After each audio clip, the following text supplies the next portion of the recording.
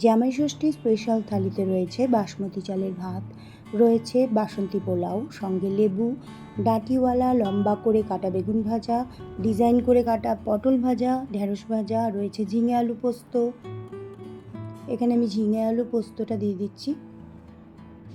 আর এখানে দিয়ে দেবো আমি দই চিকেন। দই চিকেনের পাতলা করে ঝোল, যেহেতু গরম এখন প্রচণ্ড, দিয়ে দিচ্ছি এখানে শাক ভাজা। আর এখানে রয়েছে সর্ষে ইলিশ। আর এখানে রয়েছে ফল আর স্যালাড। এখানে রয়েছে পাবদা মাছের তেল ঝাল, রয়েছে চিংড়ি মাছের মালাইকারি, ইলিশ মাছের সর্ষে ইলিশ, আর এখানে মিষ্টি দই আর কিছু মিষ্টি।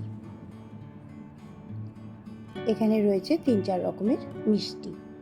এগুলো সবই আমি আমার হাজব্যান্ডের জন্য বানিয়েছি।